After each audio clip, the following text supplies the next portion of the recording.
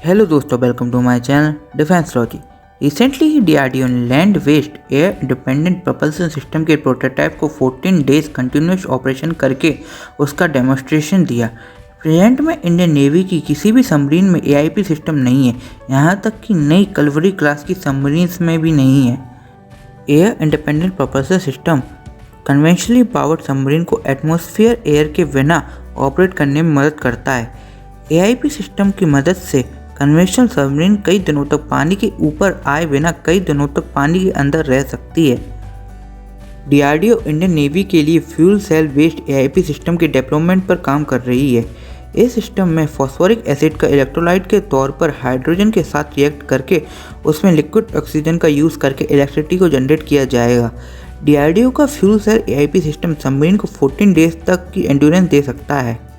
AIP system diesel electric submarines की lethality में force multiplier का काम करते हैं। Fuel cell based AIP systems other AIP system के कंपेयर में इनकी परफॉर्मेंस ज़्यादा अच्छी होती है।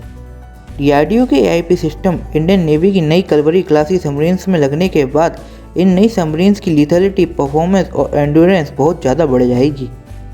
डीआरडीओ के एआईपी सिस्टम को इंडियन नेवी की सभी सबमरीन्स में लगाया जाएगा। कलवरी क्लास की लास्ट 2 सबमरीन्स को डीआरडीओ के एआईपी सिस्टम से इक्विप किया जाएगा।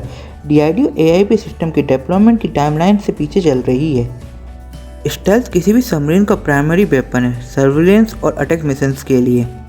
इस चीज़ को एआईपी सिस्टम से अचीव किया जाता है। सबमरीन्स में एआईपी सिस्टम के लग जाने से इसका वेट काफ़ी ज़्यादा इंक्रीज हो जाता है।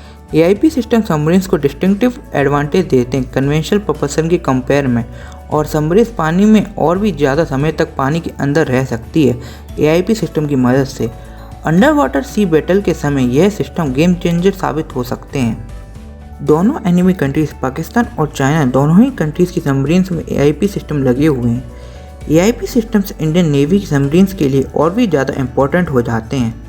इंडियन नेवी और भी अदर प्रोजेक्ट्स को देख रही है सबमरीन्स के लिए। इंडियन नेवी ने 28 अक्टूबर को request for information lithium ion batteries के लिए जारी किया था।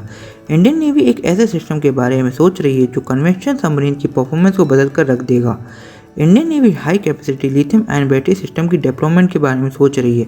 पिछले साल ही मार्च में जापान ने ओरियो सबमरीन को कमीशन किया है, जो वर्ल्ड की फर्स्ट सबमरीन है जो लिथियम एसिड यूनिट्स की जगह लिथियम आयन बैटरीज का इस्तेमाल कर रही है।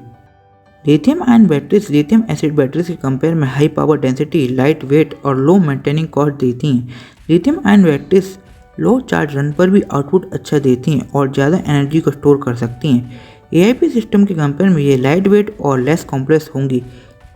Lithium ion batteries large output, ज़्यादा एंड्योरेंस और फास्ट स्पीड देती हैं। ये बैटरीज इंडियन नेवी की सबमरीन्स की परफॉर्मेंस को बदल कर रख देंगी। हेलो दोस्तों, आज के लिए इतना ही। अगर आपको ये वीडियो पसंद आए, लाइक करें, शेयर करें, सब्सक्राइब करें। Thank you for watching this video. जय हिंद।